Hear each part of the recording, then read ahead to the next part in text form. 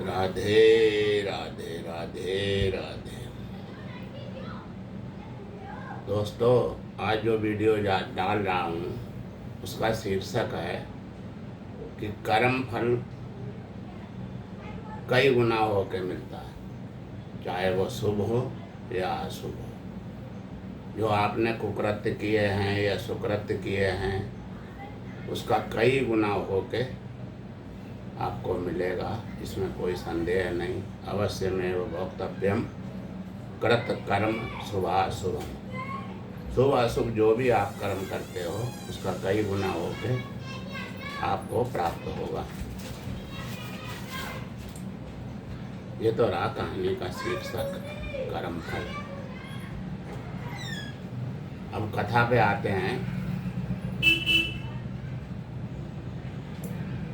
एक संत थे, उनकी दिनचर्या यही थी भगवान का भजन करना, भगवान की लीलाओं का गुणगान करना, पूरा संपूर्ण जीवन भगवान को समर्पित कर रखा था।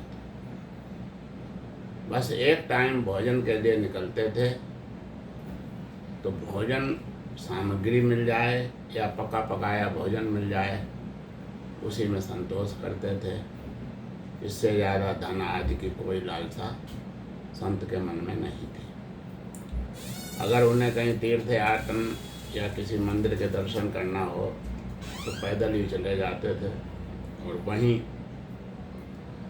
आसपास जो गांव या कस्बा शहर जो भी पड़ता था वहाँ एक टाइम का भोजन ले लेते थे, इससे ज़्यादा कुछ नहीं। तो संत भगवान एक गांव में जाते थे तो वहाँ एक माई थी वृद्ध, उसके यहाँ जरूर जाते थे। संत भगवान को यह लगा कि यह माई परिवार में इतनी लिप्त है, इसको ये ज्ञान नहीं है कि ये परिवार एक दिन साथ छोड़ देगा और जो आपने ज़िंदगी में कर्म किए हैं वही आपके साथ जाएंगे, उसी का फल मिलेगा। तो उसके कल्याण के बारे में सोच के संत भगवान रोज़ उसके दरवाजे पे जाते थे। जब उस गांव में जाते थे माई भिक्षा दे दे, भोजन दे दे, तो माई उसको बहुत भला बुरा कहती थी, हट्टा कट्टा है, तगड़ा है, कुछ काम क्यों नहीं करता, भीख मांगने की आदत लग गई है, मुफ्त में मिल जाए तो क्यों कमाना पड़े। और भी अपशब्द बोल के संत को भगा देती थी, देती कुछ नहीं थी। एक दिन संत भगवान ने कहा कि आज इस माई से कुछ लेकर ही रहूँगा। जाके उसके दरवाजे पर बैठ गए तो माई जानवरों का गोबर लेके जा रही थी कंडा पाथने के लिए, उपले पाथने के लिए। बोले माई कुछ देती जा, भिक्षा में भोजन इत्यादि सामग्री हो या कोई घर में बचा हुआ भोजन हो पका पकाया। माई ने तसला सिर से ऊपर उतारा नीचे और महात्मा को उसी में से गोबर दे दिया और के कटोरे में डाल दिया।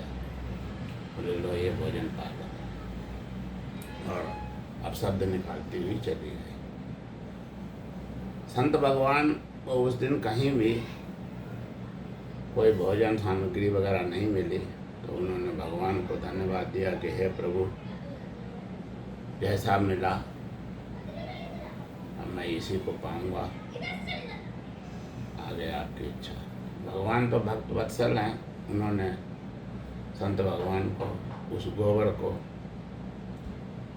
हलवे के रूप में परिवर्तित कर दिया और संत भगवान ने बड़े प्रेम से उस गोबर रूपी हलवे को खाया और अपनी क्षुधा शांत की। उधर क्या होता है, थोड़े दिनों बाद वो बूढ़ी माँ बीमार पड़ जाती है, उसका समय पूरा हो जाता है और अंत में परलोक को सिधार जाती है। जिस दिन उसकी मृत्यु हुई उसी दिन वो संत भगवान वहाँ पहुँचे। उन्हें पता नहीं था, पूछा कि माई नहीं, दिखाई दे रही तो लोगों ने बोला वो तो मृत्यु को प्राप्त हो गई। तो बड़े विचलित हुए संत भगवान, कह रहे अभी अभी कल इसने ऐसा कुछ किया था तो इसको सजा मिलेगी। तो भगवान से जाके संत भगवान ने उस बूढ़ी माँ के लिए प्रार्थना की कि हे प्रभु, ऐसी ऐसी इस बूढ़ी माँ से गलती हुई, हो सके तो आप इसकी कोई मदद करना, रक्षा करना। कार्य तो इसने बहुत गलत किया, परिवार के मोह में फंसकर इसने कभी दान नहीं किया, कुछ नहीं किया, किसी संत को या भिक्षुक को भोजन नहीं दिया। तो ऐसी प्रार्थना करके संत भगवान तो चले गए। उधर बुढ़िया को यमराज जी ले गए। तो यमदूतों ने ले जाके यमराज के सामने पेश किया कि बूढ़ी माँ को ले आया। यमराज जी ने चित्रगुप्त को आदेश दिया कि भैया इसका लेखा जोखा बताओ, कर्मों का फल इसको भुगतना पड़ेगा। क्या किया इसने? चित्रगुप्त ने बताया इसने पूरे जीवन अपने परिवार के लिए लगाया, उन्हीं की सेवा शुश्रूषा उसी में लगी रही, कभी को दान नहीं दिया, कोई परोपकार नहीं, सिर्फ परिवार। एक इससे बड़ी भयंकर गलती हुई, इसने एक संत को भिक्षा के रूप में गोबर का दान दिया था कि इसको खा लो।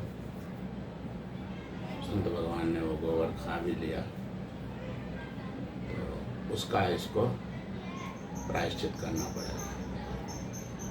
यमराज ने कहा इसको नरक में ले जाओ और जो दंड बनता है वो इसे दो, और खाने के समय इसको गोबर ही देना कि कई गुना इकट्ठा हो गया होगा वो गोबर,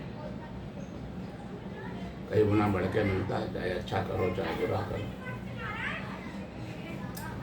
अब वो गोबर जब उसके आगे परोसा गया तो बुढ़िया रोने लगी, बोले भगवान ये क्या, ये कैसे खाऊंगा? ये तो तुम्हें उस समय सोचना चाहिए था ना, जिस समय तुमने संत के कटोरे में ये गोबर डाला था और बोला था कि इसको खा लो। बोला इतना गोबर? बोलना मुझे तो कई गुना मिलता है, अच्छा करोगे अच्छा कई गुना मिलेगा, बुरा करोगे बुरा मिलेगा। अब बुढ़िया का रो रो के बहुत बेहाल। उधर संत भगवान ने विनती की थी भगवान से कि बुढ़िया को हो सके तो कुछ कल्याण करना प्रभु। तो भगवान उसके सपने में आए कि देखो माँ, ये तो तुम्हें खाना पड़ेगा, जो तुमने दिया है वो तो मिलेगा ही मिलेगा। हाँ, एक मदद मैं तुम्हारी कर सकता हूँ, तुम्हें 10 दिन के लिए मैं मृतलोक में भेज देता हूँ, क्योंकि अभी तुम्हारी डेड बॉडी, अभी पार्थिव शरीर घर में ही है। आपके बच्चे विदेश में थे, बच्चों को बुलाने के लिए खबर गई है, इसलिए पार्थिव शरीर को बर्फ़ में लगा के वहीं घर पे रखा गया है। तो इतना कर सकता हूँ मैं, तुम्हें उस शरीर में दोबारा प्रविष्टि करा के 10 दिन की मोहलत देता हूँ, उसमें आप खूब बढ़िया अन्नदान करो, और ध्यान रखना जो दान करोगी वही मिलेगा। बढ़िया बड़ी खुश हो गई, बोले जी प्रभु बढ़िया आपकी मेहरबानी हुई, ऐसा आपने कर दिया, मुझे भेजो। यमराज ने जाके आत्मा को शरीर में प्रविष्ट कर दिया। सारे गांव वाले बोले ओ माता तो जिंदा हो गई, माता जिंदा हो गई। इतने उसके पुत्र आज भी आ गए।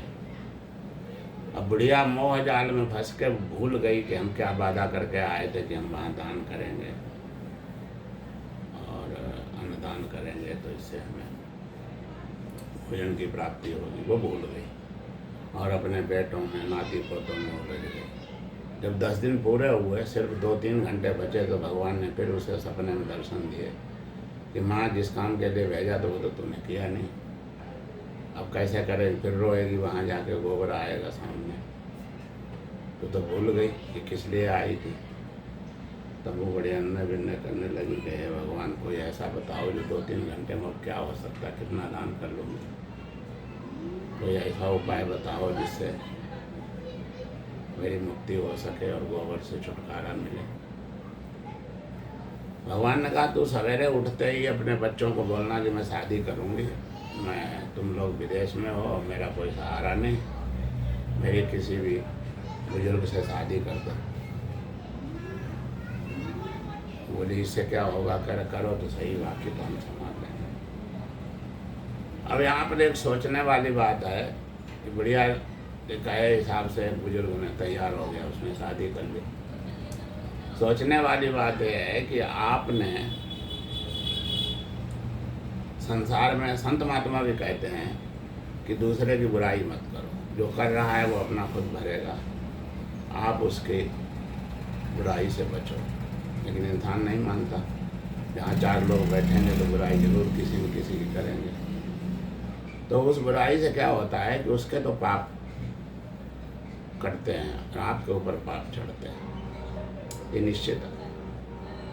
भगवान ने इसीलिए वो युक्ति बताई कि इन 2 घंटे में तो लोग इतनी बुराइयां करेंगे, जहाँ जहाँ जिसको खबर मिलेगी वही कहेगा देखो ये बुढ़ापे में से बढ़िया वो क्या सूझा, मर गई थी अब जिंदा हुई तो इसमें हम शादी करेंगे, सांसारिक सुख भोगेंगे। तो पूरे गांव में चर्चा हो गई और सब लोग जहाँ भी बैठे वहाँ बुराई करें, बुराइयों का अंबार लगा दिया, उसके पाप सब नष्ट हो गए, उसका टाइम पूरा है, हम फिर ले रहे उसको। वहाँ पहुँची तो बुराई से सब उसके पाप कट गए, तो उसको स्वर्ग की प्राप्ति हुई। अब स्वर्ग खाने का नंबर आया तो वही गोबर। बुढ़िया फिर रोने लगी, गई ये क्या, कह रहा जी इतना दिया उतना मूलधन है, बाकी तो सब कट गया, जो कई गुना मिलता है वो तो ख़त्म हो गया, अब इतना तो तुझे खाना पड़ेगा। तो बुढ़िया रोने लगी, कैसे खाऊं? बोले हमारी ये तो देने से पहले सोचना था ना, उसको कोई भोजन आदि देती, कोई भोजन सामग्री देती, आपने तो गोबर दे दिया। बुढ़िया फिर रोने लगी तो भगवान को दया आई, तो बोले एक काम करो, इसका उपला बनाओ और जला के राख बचे और थोड़ी थोड़ी करके पानी के साथ में ले लेना, चूरन की तरह समझ। तो ये हमारा ये भी गोबर खत्म हो जाएगा। भगवान के मुख से ऐसी बात सुन के बुढ़िया ने वही युक्ति की और वो गोबर खत्म हो गया और बुढ़िया आनंद पूर्वक वैकुंठ में रहने लगा। एक यहाँ पर बात ये आती है, अंत भला तो सब भला। भगवान की माया, भगवान जाने इतने इतने अधर्मी पापी जिन्होंने पूरी जिंदगी उल्टे सीधे काम किए, लेकिन लास्ट में उनकी जो गति हुई वो सदगति को प्राप्त हुई। ये तो ऊपर वाले की माया है, अपने प्रारब्ध हैं। तो इस कहानी से आपको क्या मिला कि कोई भी कर्म आप करते हो तो सोच समझ के करो।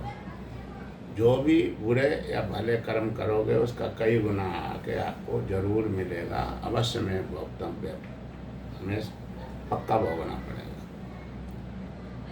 तो भाइयों, बुरे कर्म से बचो, इसी में भलाई है।